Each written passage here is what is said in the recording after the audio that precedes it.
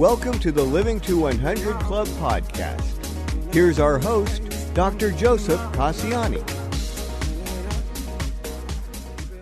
Well, hello to everyone joining us today on our podcast. You're listening to the Living to 100 Club, and I'm your host, Joe Cassiani. If you're looking for inspiration about your future and staying positive when hit with setbacks, you're in the right place. We're here to help you get the best out of all the years we are given, regardless of what obstacles come our way. From my articles and podcasts to our club membership, I want to invite you to join our community and stay uplifted about aging and keep a positive mindset in all you do. Today, we're talking with Margit Novack, widely recognized as the founder of the senior move management industry and the author of the recently published and award-winning book, Squint, Revisioning the Second Half of Life. Just a little background on Margit. Margit is an entrepreneur, thought leader, and industry founder in senior move management. After decades in the field of aging, she moved away from her life of work and title to a new role, author, speaker, and champion of a revisioned picture of aging. Squint, Revisioning the Second Half of Life is her first book. Margit lives with her husband and 3 dogs, a retired greyhound racer and 2 puppy mill rescues. She divides her time between Philadelphia, Pennsylvania, and the eastern shore of Maryland, where she loves kayaking upwind. To learn more about Margit and Squint, please visit margitnovack.com. Margit, we're thrilled to have you with our program today. Welcome to our show. Thank you. I'm delighted to be here. Great. Yeah, I'd love to start my programs by asking our guests to tell us a little bit about the journey that brought you to where you are today. I've had a wonderful journey. I think everyone dreams of having a business or a career or a job that they never want to leave. They never want to retire from. I had that, and I did not always have that in my life. So when I started moving solutions, and that is how I felt about what I did and what we were accomplishing, both for the industry and for the clients, I knew how special it was. I know how many people go through life getting a paycheck and counting the years and months and hours until they retire. And I love what I did. So I got here because I was successful and did every entrepreneur's dream of sold my business, which meant I had to figure out what I wanted to do next. The selling of the business occurred about 3 years ago. I worked with the acquiring company for about 1.5 years. And right before COVID hit, they determined that the original owners were no longer going to work there, which always happens when your business is acquired. And boom, it was COVID. So all of a sudden I was without title and without work. And I always felt I would need to leave moving solutions and go to something. I always felt that I wouldn't do well if I didn't have a goal and know where I was going. But that's not the way it worked. I didn't have my goal set out. I did work on writing Squint, which was very, very gratifying. But almost to my embarrassment, I've done amazingly well on this journey that seems not to be as focused as I would like and not to have as much purpose as I would like, and hope that I will have more. But I found that you just have to do the journey sometimes. And I've been more mindful of my husband and more appreciative. We've said, if not now, when are we going to enjoy each other? That was a gift of COVID, I think, for us to stop and say, look what we have to be grateful for. And I'm not sure where I will end up, but I'm on the journey. So that's how I got here. And it was a great journey. I feel very lucky. Sounds like quite a ride. I see some parallels between your path and mine. I sold my practice. I had a company that worked in nursing homes, and I sold that in 2019. And 6 months later, COVID came along and sharply restricted access to long-term care facilities. So I too was looking at new routes, and I found my Living to 100 Club. So similar similar pathways. So the senior move industry, and you worked with seniors for so many years, helped them with their moves and downsizing. Let me ask you, what did you learn about aging and moving on in our senior years? I think what I learned surprised me because I learned many things over the years, but I learned something at the end of my career when my husband had a severe heart attack, which happened 3 years ago. And we had made a decision. We had bought a home by the shore, which we were very excited about. It had been a dream come true. And we had made a decision to move to a senior living community because we wanted to have lock and go.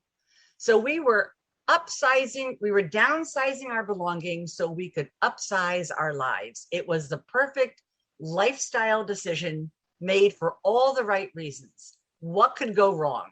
Timing was perfect.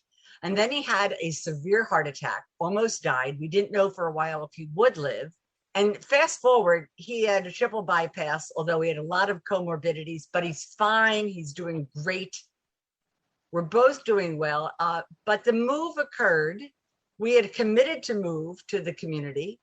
I couldn't go back to our 3-story stone colonial. So even though we were, instead of moving in the best of circumstances in a literal heartbeat, we were moving under the worst of circumstances, which happened to so many of my clients. So many people would call me as a move manager because someone had just passed away or someone had gotten a bad diagnosis. Instead of making the decision when things were going well, they made the decision and implemented that at some of the hardest times of their life. So my move was very imperfect. A lot of things ended up coming to my new home that I later said probably shouldn't have. And I dealt with some of them and I haven't dealt with others. And I realized it didn't matter.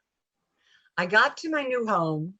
I was enjoying life in the community. And I realized that waiting for perfection is fruitless because you can never make it perfect timing. You can't sell your house in the morning, settle in the morning and move in the afternoon. It never works out like that. And don't wait for the perfect time or the perfect downsizing. That plan B is often a better plan. And plan C sometimes becomes a terrific plan because while you're waiting for perfection, you're missing out on experiences and connecting with people.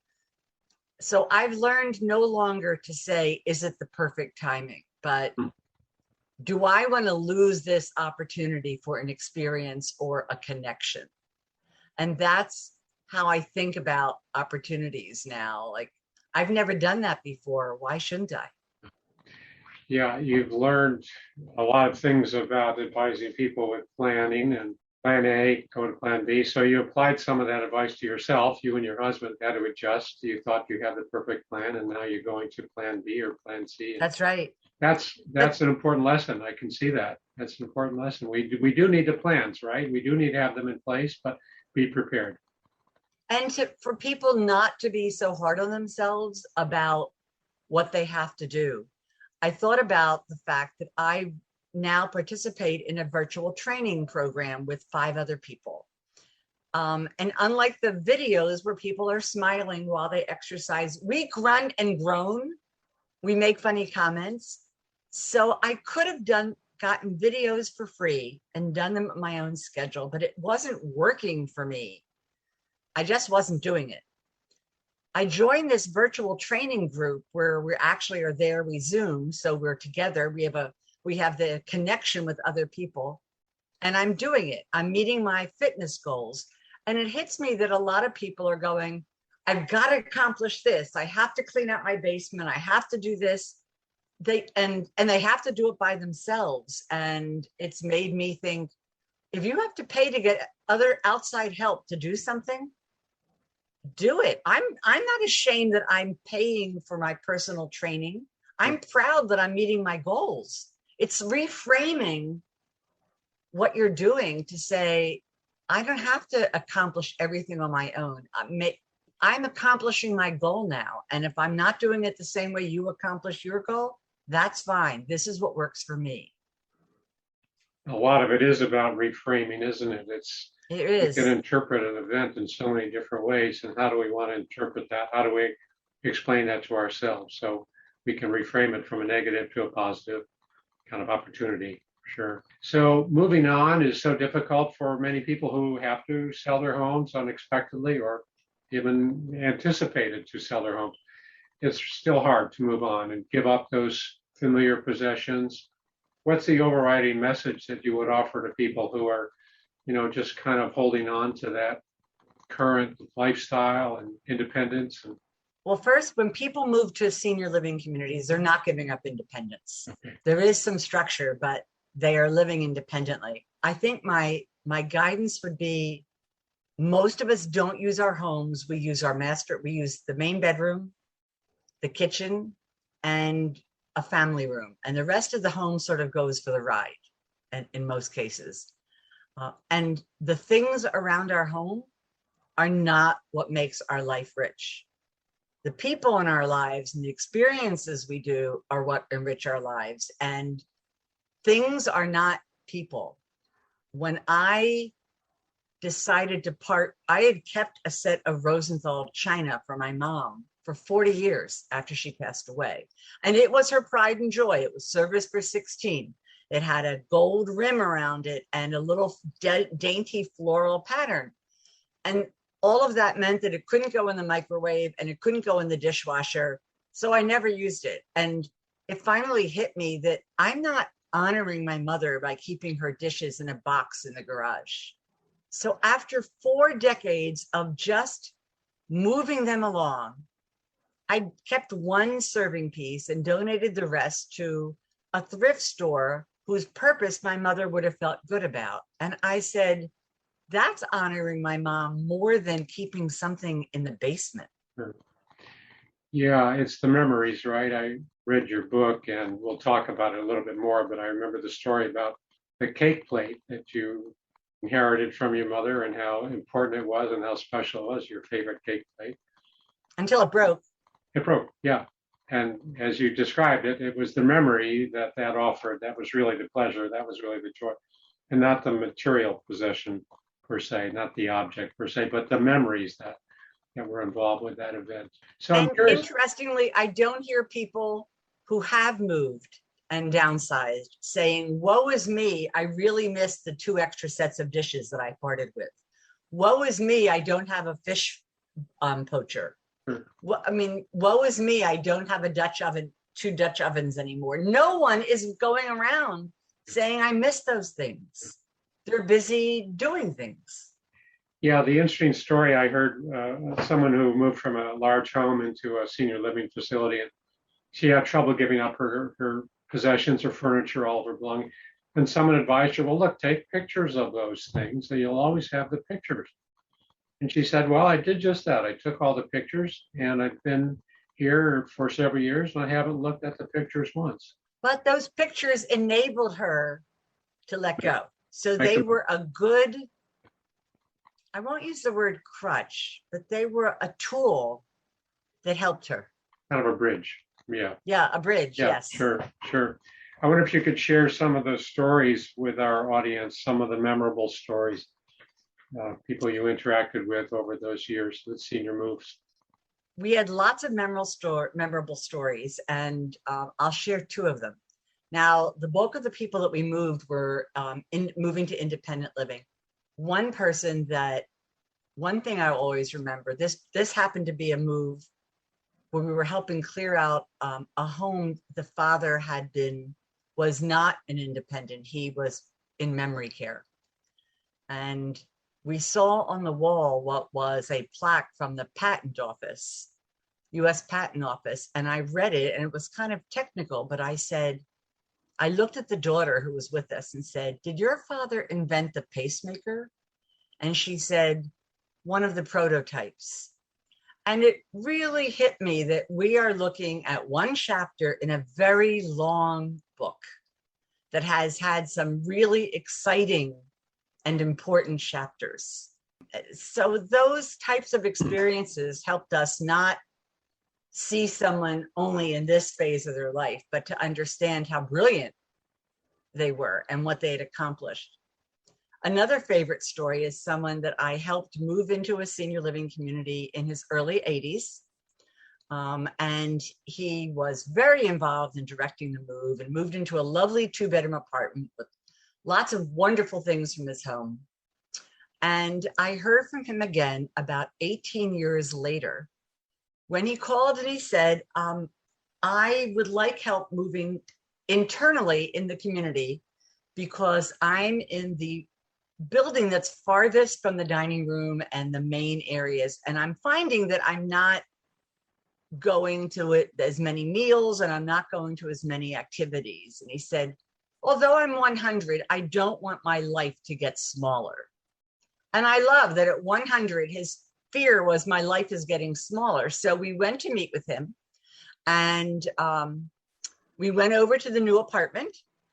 I said, should I take notes? He whips out his iPhone and says, no, I'll use the note function here. I said, do you need both of your computers? He said, yes, I'm working on 2 new inventions. He was an inventor. I said, what about the 2 keyboards? He said, I compose several hours a day. He clearly has the formula for an engaged life. And when he got some calls from, trying to sell a car extended warranty, we said, there's a way to make it so you don't get those calls.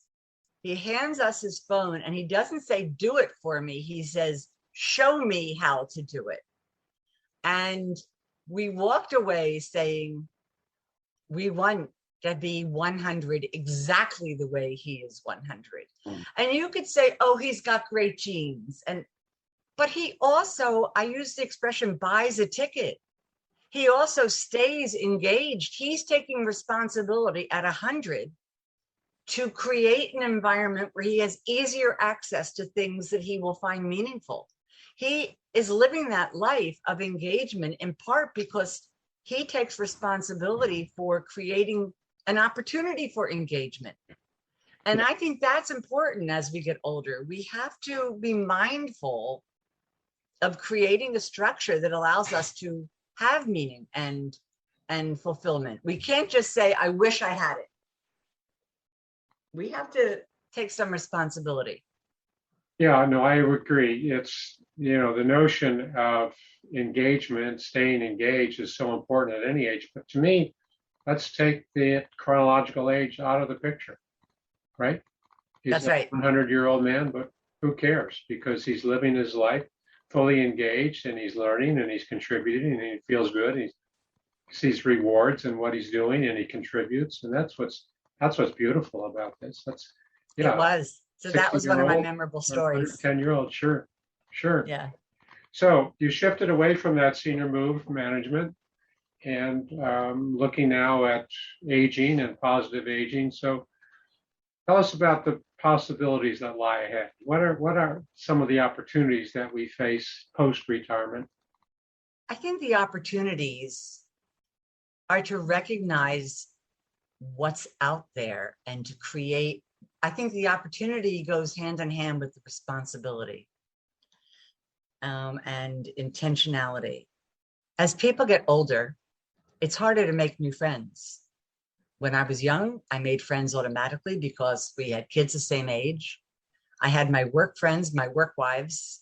And recently I was in a book club and we had talked about one part of the book and a woman had been in the book, a woman had been beaten by her husband. And afterwards, one of the women said that her father was an alcoholic who beat her mother. And I thought about the fact that I had seen this woman 100 times walking my dogs, and we talked about the weather, but nothing deeper than that. I didn't consider her a friend. I considered her an acquaintance. And I thought about that it took creating a safe space to get to know someone better. It's rewarding to make new friends because you have to have a new friend in order for them to soon become an old friend. And it was exciting to have new friends. But I thought about the fact that I can't just wish it would happen. I have to take some time and invite someone over, and I have to be willing to share personal things or more meaningful things myself in order to create those meaningful relationships. And it was exciting to realize that I have more of those coming in my life if I can be intentional. They're there, they're out there. And that was exciting. Yeah. Yeah. It's kind of getting out of our comfort zone in some ways to realize this is going to take some work. It's not going to be like it was when I was a young adult or middle-aged adult. I really am going to have to apply myself and be determined and motivated to take on these things. They're not going to come knocking on our door, right? We understand that, but they're out there. And as you say, they're out there. So one of the other opportunities of this phase is for those of us who were I was a person that postponed a lot of things until later, until I retire. I will get regular exercise when I retire. I'll be more mindful of getting back to friends and creating time for people when I retire. I put a lot of things out there for the future, because I was so busy and I was so willing to give whatever my work required. And the more a job or a business will take as much as you want to give it. As much as you want to give up, it will absorb. If you want to be on your phone or thinking about work all the time, it will absorb it. And I gave a lot of my mind and my heart to my business, and I didn't regret it at the time, but I realized that this is my time to do those things. And not only am I free to do them, it's important to do them. I wrote courses on aging well. It requires you just physical fitness. People talk about it, but my muscle loss in my 70s and late 60s is very different from what it was like to go from 50 to 60. If I want to be able to do the things that I like, I really have to take it seriously. And I knew this intellectually, but now I've said, okay, Margit, put your money where your mouth is. If you want to be vibrant at 75 and 70 and 80, you're going to have to do regular exercise, because your body is going to decline. So it's been an opportunity to do that, and some thankfulness that I have the time to do it. Sure. That's such an important message, that we have to work at it.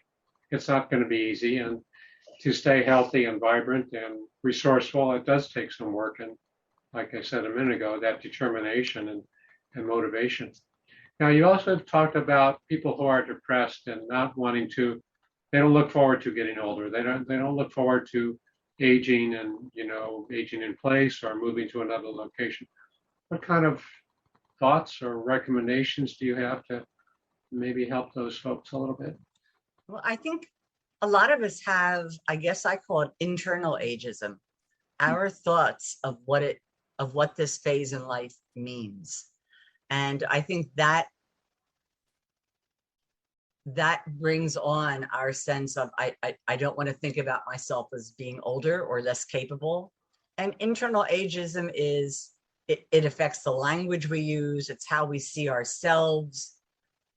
I can look at my skin when I'm doing an exercise and I go, whose wrinkled skin is that? And then I go, oh, that's mine. It looks like a Shar-Pei. And I can be upset by it or go, it's fine.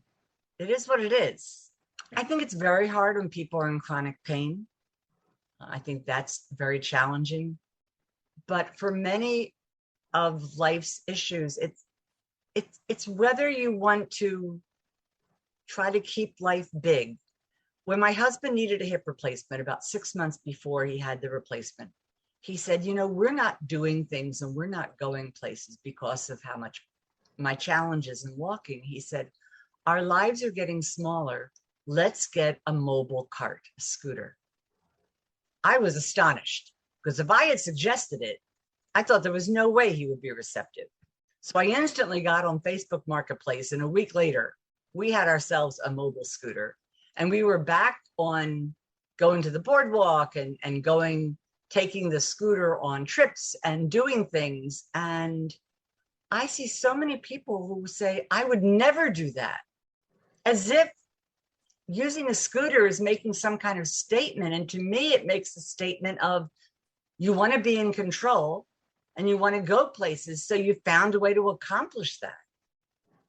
It's the person who doesn't use a scooter and doesn't go out.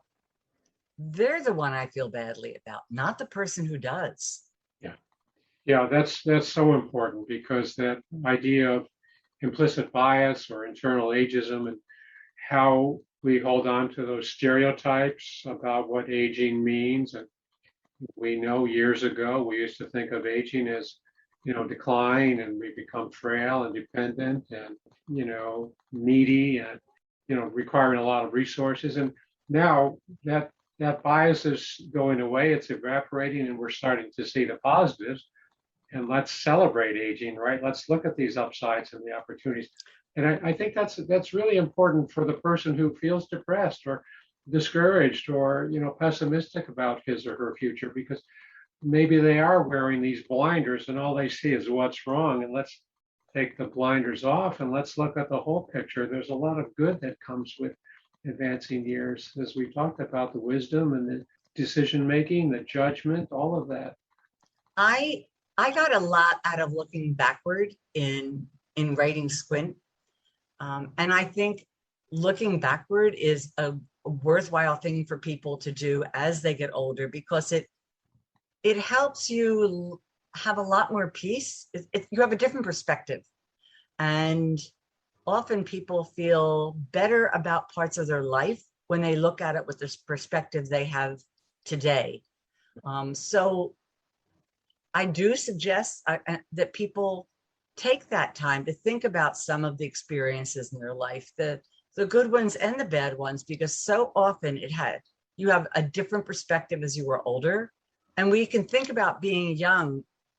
When I say to people, would you like to be 15 again or 18 again? They uniformly say, no way, it was too hard.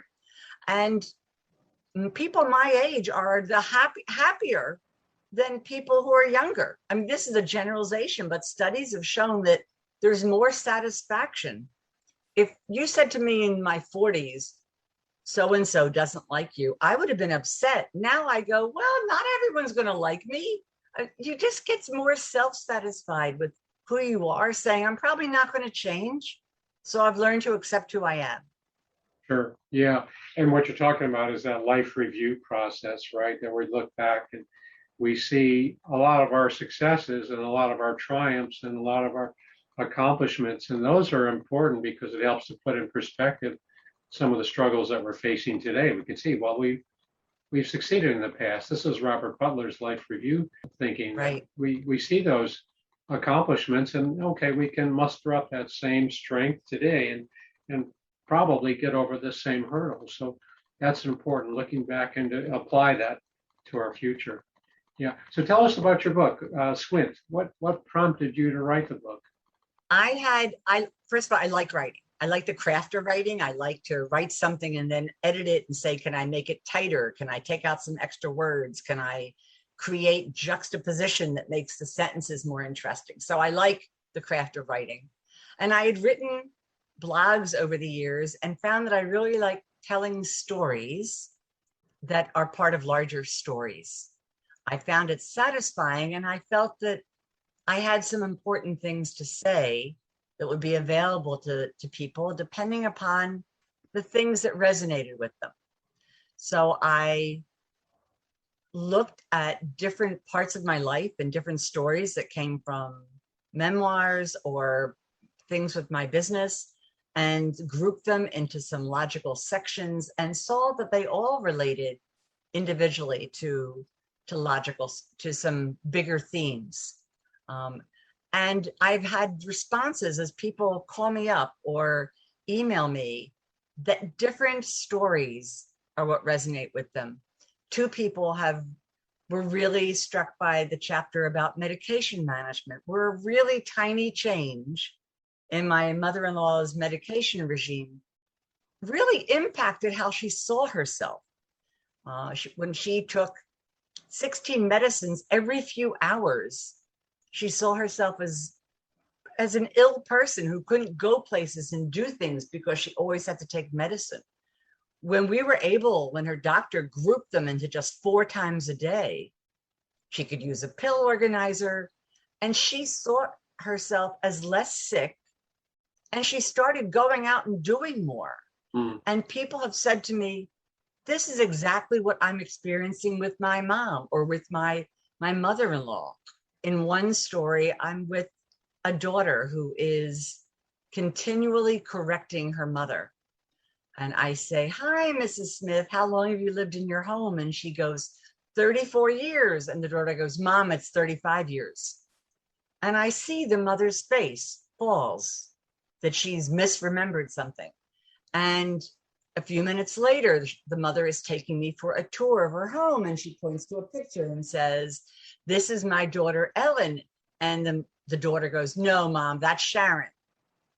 And again, her mother stops the middle of the story. And I wanted to say, it's not important. She was telling a story. She was enjoying the interaction. And I know that if that daughter thought about it, she would say, you're so right. I shouldn't be correcting her. I should be kind. It's not important that she's telling you a story, and whether it's 34 or 35 years doesn't change the story. And I heard from someone who said, this is exactly what I'm doing with my mom. So different people have responded to different parts of it. There are a lot of different themes there, and nothing as an author, nothing is as meaningful to me or as exciting as when people call up or email saying, this really is where I am at life. Sure. And I get very excited about that. Sure. Yeah, so you took your talent and passion for writing and put it into the book. And I can see the stories are the personal experiences, things that you've observed, things that you've experienced on your own in your own family. So it's really uplifting to, hear those insights and share those observations, because as you say, people read it and it touches them. It strikes a chord in them too. So it's helpful. Those stories can be helpful. Some of them are less emotional. Some of the stories are very personal, and they may resonate with people in a very personal way. I talk about the things that I did when I raised my kids that I can't forgive myself for. Decisions that I look back and say, why did I make that decision? Why did I act that way? And I thought about how my mother said the same thing. She was tortured about some of the decisions she made as a mom. And I looked back and said to her, you did the best you could. We all got over it. So it was yes, I forgave her. She didn't forgive herself. And I'm realizing that my own kids have said, relax, Mom. We got this. Ease up on yourself. Those are deep things. Sure. When I met with someone, they talked about the fact that her daughter had been killed by a drunk driver. She had read the book, and she said, in your chapter about guilt, about things you did with your children, she said, after my daughter died, I was not there for the next 15 years for my younger son. He grew up eating cereal. I was a not present mother. And she was sharing about as personal a thing as someone can share.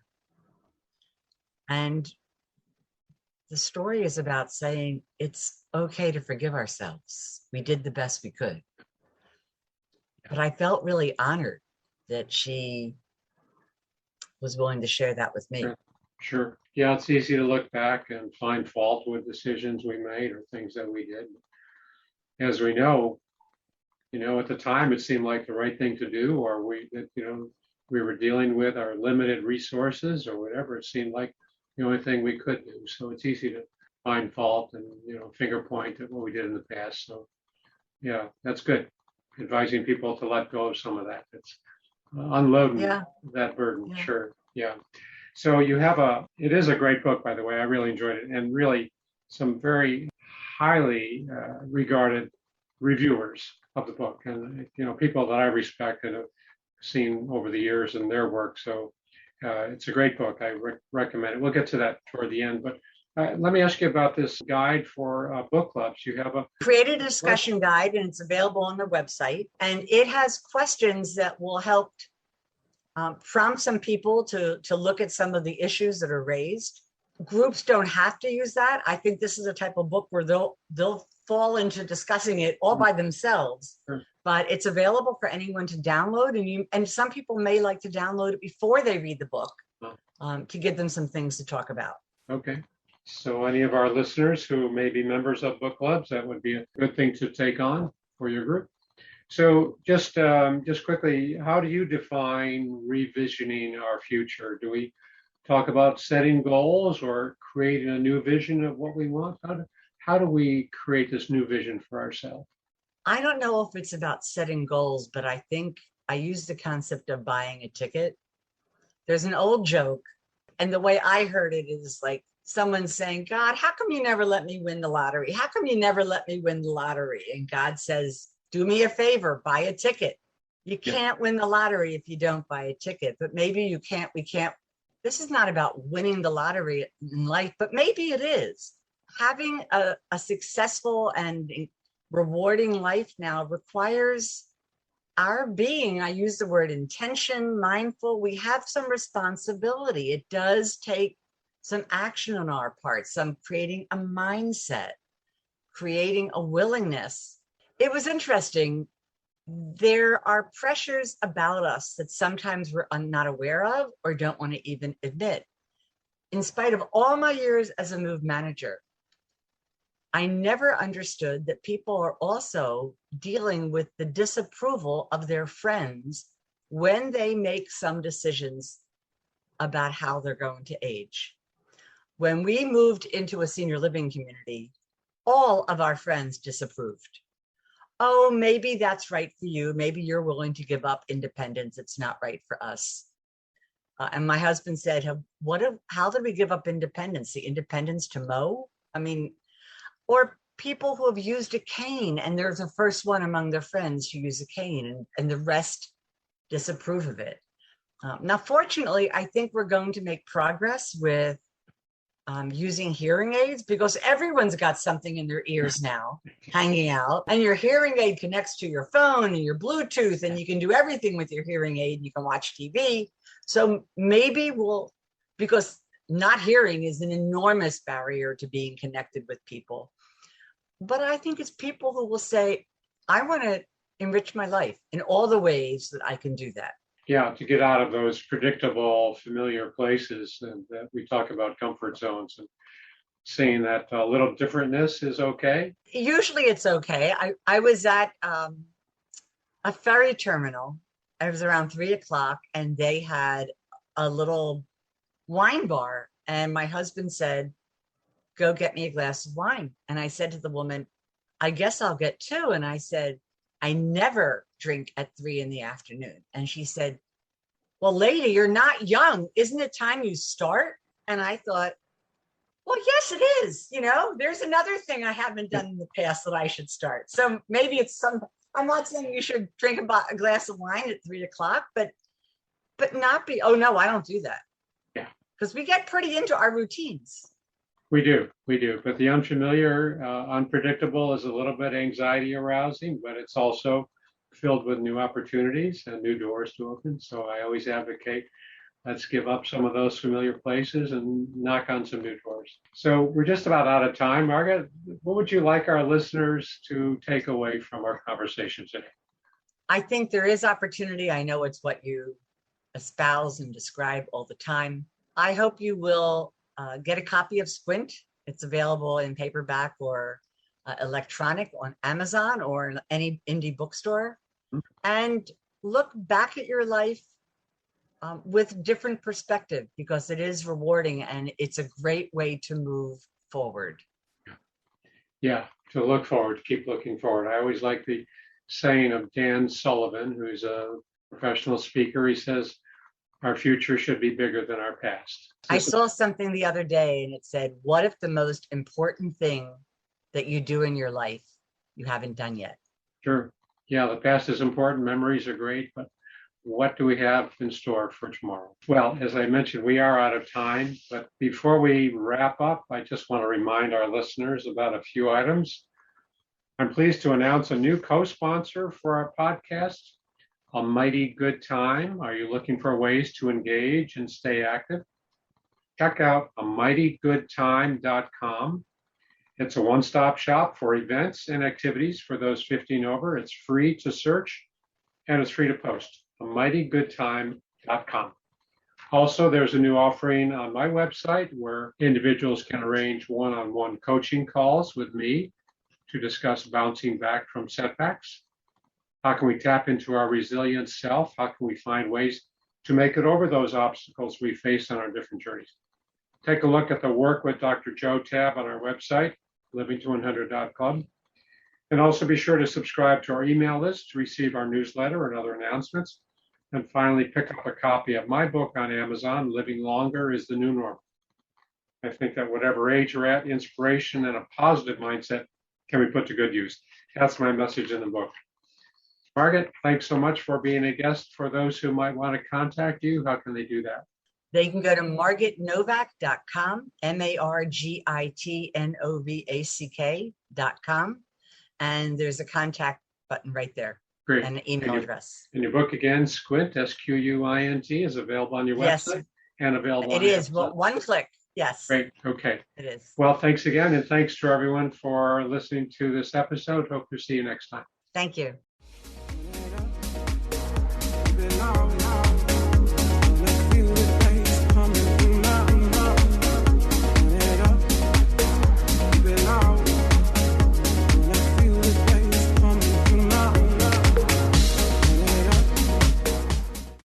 Hi, I'm Lori LeBay, and I wanted to tell you about Alzheimer's Speaks, which is another great podcast. You see, my own mother lived with dementia for 30 years, and I felt lost. Did you know every 3 seconds someone in the world is being diagnosed with dementia? Odds are it's going to hit your families too. We want to help you connect to services, products, tools, research, and stories so you can be prepared. Please subscribe to Alzheimer's Speaks on your favorite podcast platform.